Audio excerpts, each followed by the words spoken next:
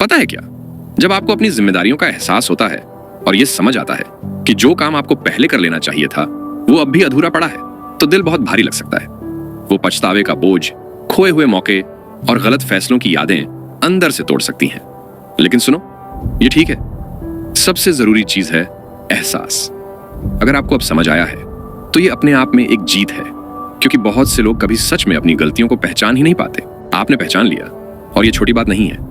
हाँ, मैं जानता हूं अब उस रास्ते पर चलना मुश्किल लगेगा। वो गिल्ट, वो पछतावा बार बार दिल में चुभेगा, लेकिन अब उस बोझ को उठाने की जरूरत नहीं है। जो मायने रखता है वो है अब की गई कोशिश। अभी से शुरू करो। भले ही आपका मोटिवेशन खत्म हो गया हो, भले ही दिमाग थक गया हो, भले ही हर चीज से दिल उछट गया हो, फिर भी हार मत मानो।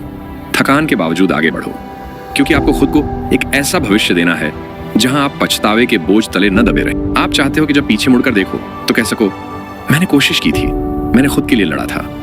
मैं जानता हूं ये आसान नहीं है। कभी कभी लगेगा कि अब कुछ भी मायने नहीं रखता, लगेगा कि अब और आगे बढ़ने का कोई फायदा नहीं। लेकिन सोचो, अगर सब कुछ एक दिन खत्म ही होना है तो क्यों ना एक नई शुरुआत की जाए, क्यों ना गिर गिर कर उठना सीखा जाए। चलो एक एक कदम लो, धीरे धीरे सही, लेकिन आगे बढ़ो। कभी कभी टूटने का मन करेगा, रोने का मन करेगा, या खुद को सब कुछ से दूर करने का मन करेगा, पर यह भी ठीक है। थोड़ी देर रुको, सांस लो, लेकिन रुक मत जाओ। हर बार जब आप उठते हो, आप अपने आप को यह साबित करते हो कि आप अपनी तकलीफ से ज्यादा मजबूत हो।